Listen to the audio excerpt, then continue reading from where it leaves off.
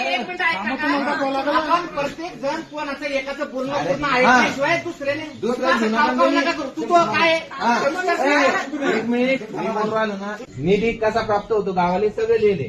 15 वित्त आयुक्त, स्वनिधी, महात्मा गांधी रोजगार योजना, स्वच्छ भारत मिशन, जलजीवन मिशन, जिल्हा वार्षिक नियोजन, आमदार खासदार निधी, लोकवर्गणी आणि राज्य आणि केंद्र सरकारच्या इतर योजना. तर 15 वित्त आयोगातून जनगणना कधी व्हायले? एक मिनिट. जनगणना कधी व्हायले? 2011 आपल्या गावची लोकसंख्या किती दाखवेले? 1932. मग प्रत्येक व्यक्तीले 800-900 रुपये 15 वित्त आयोगातून पडते. किती मॅडम? तुम्हाला शासन निर्णय बी इथं सांगा. हा, एक मिनिट.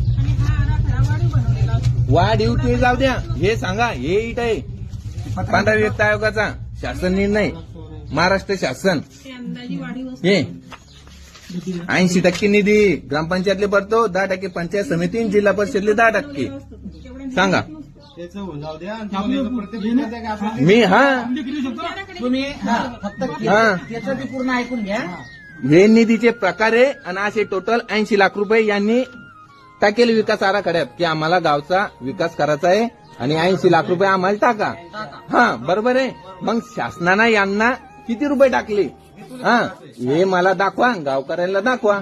बरोबर आहे का? मग तुमचा युकृती आराखडा आहे ना, मग तुमचा आराखडा दाखवा आम्हाला.